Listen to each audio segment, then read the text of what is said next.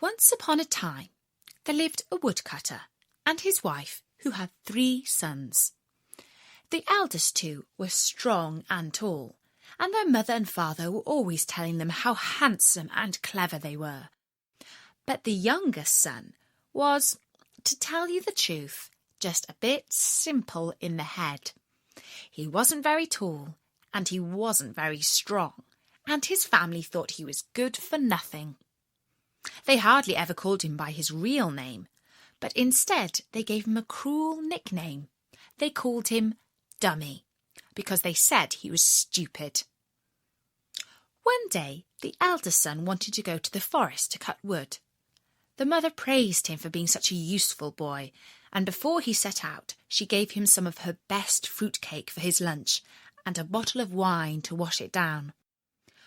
While the boy was walking through the forest, he met a little grey old man who said to him, "Do give me a little piece of your cake and a swig of your wine.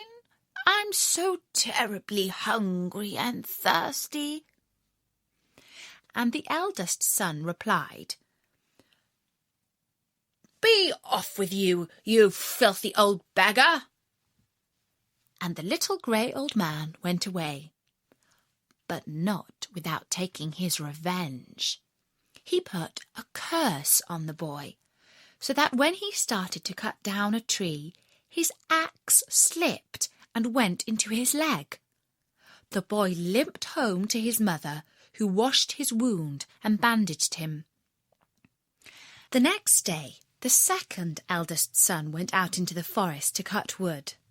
Before he set out, his mother praised him for being such a useful boy, but especially asked him to be careful with the axe, so as not to have a nasty accident like his brother. The boy promised not to be careless, and his mother gave him some of her best sponge cake for his lunch, and a bottle of wine to wash it down with. It happened that as the boy was walking through the woods, he came across the same little grey old man. The man said to him, "Do please share your sponge cake and your wine with me, for I am so terribly weak with hunger and thirst." And the boy said, "Be off with you, you lazy old scoundrel. If you want to eat, you'd better work." And the little grey old man went away, but not without taking his revenge. Not long after, when the boy was cutting down a tree, his axe flew out of his hand and hit him on the head. He crawled home to his mother, who bandaged up his wound, and asked him why he had not kept his promise to be more careful. For the rest of the week, the 2 eldest sons were both lying in bed recovering from their wounds. The father said to the 3rd and youngest son, "Get on your feet, you lazy dummy. Why are you sitting around doing nothing when both brothers are hurt and unable to work? Get out to the forest and cut some wood, if you're not too stupid to do that."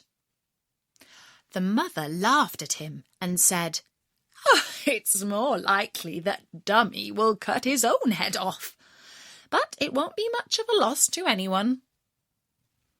And before he left, she gave him some cake that she had burnt almost to a crust in the oven, and a bottle of sour beer to wash it down.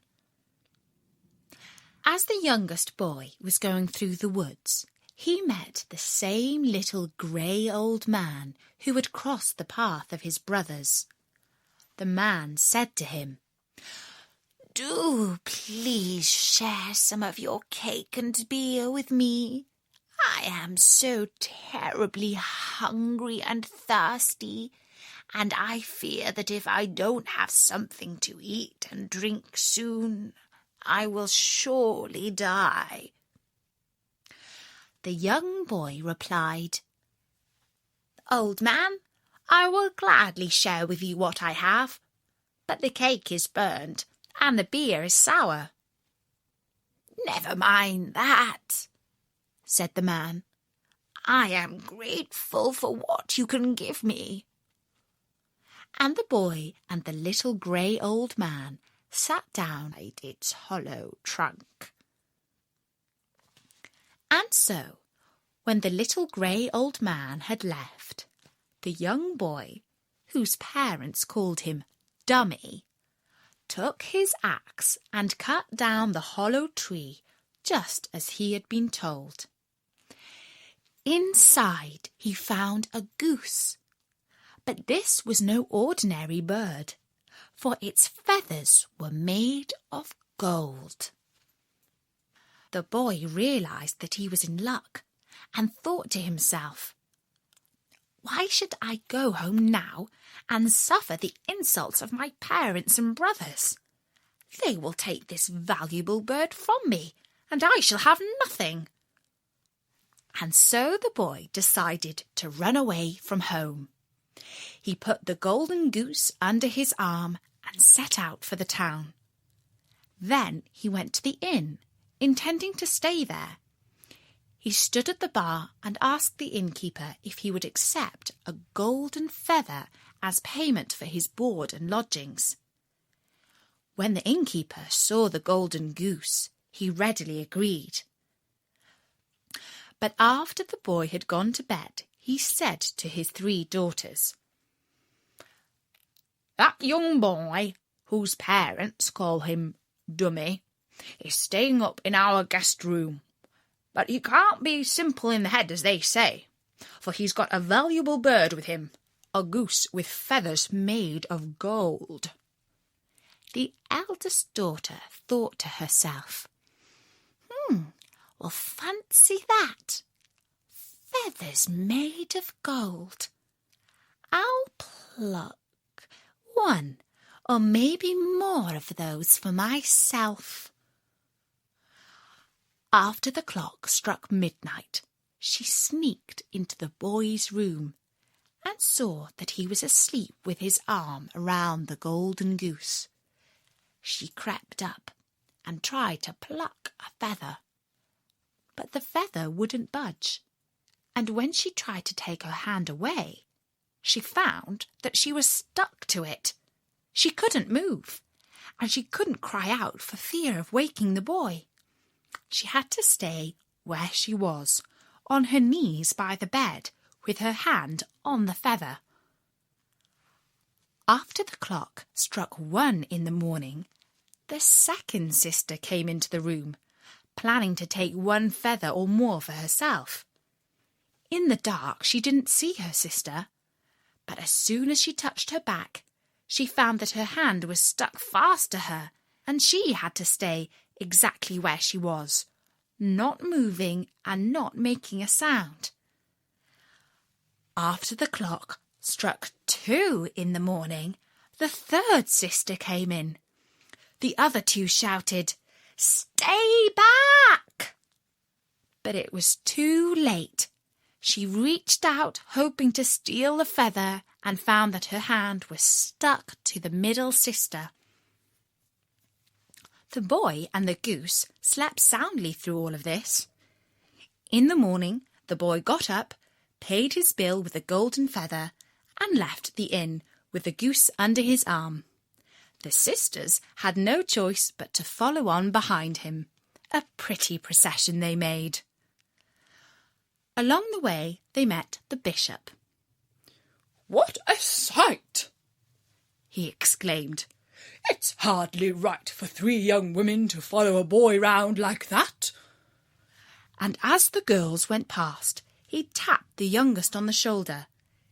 In doing so, he found that he was also stuck to her and had to follow. Further up the road, they met a police sergeant. The bishop called out to him, "Sergeant, help me get free from this young woman's shoulder. I'm stuck to her, and people are bound to start all kind of gossip about it." The police sergeant tried to pull the bishop free, but in doing so he found that both his hands stuck to his waist, and he had to follow along with the procession too. At the top of the road they met the mayor. "What's this town coming to?" cried the mayor.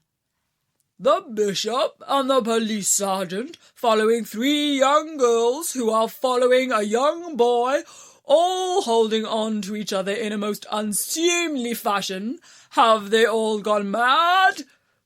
As he spoke, he tried to pull the police sergeant and the bishop away, but in doing so, he found that he was stuck to both of them and had to follow on. The boy led the little line of townspeople up along the road, and at the top of the hill they passed the king's palace. Now the king's daughter was very beautiful, but she had the saddest face in the whole wide world. She had never laughed and not even once smiled. The king was so troubled by the young princess's unhappiness that he had made a special law. Whosoever could make her laugh and smile would win her hand in marriage. But the truth was that nothing very funny ever happened inside the royal palace. All the king's servants and advisers were far too high and mighty to understand what would make a young girl laugh, or indeed to allow anything amusing to happen at all. As the boy, known as Dummy, went past the palace, he still held the golden goose under his arm, and he was followed by the innkeeper's 3 daughters, the bishop, the police sergeant, and the mayor. The princess looked out and saw the important people in their uniforms being tugged along behind 3 girls and a boy with a goose, and she thought that it was the first thing she had seen in her life that was truly funny. She burst out laughing and ran, still giggling, to her father to tell him all about what she had seen.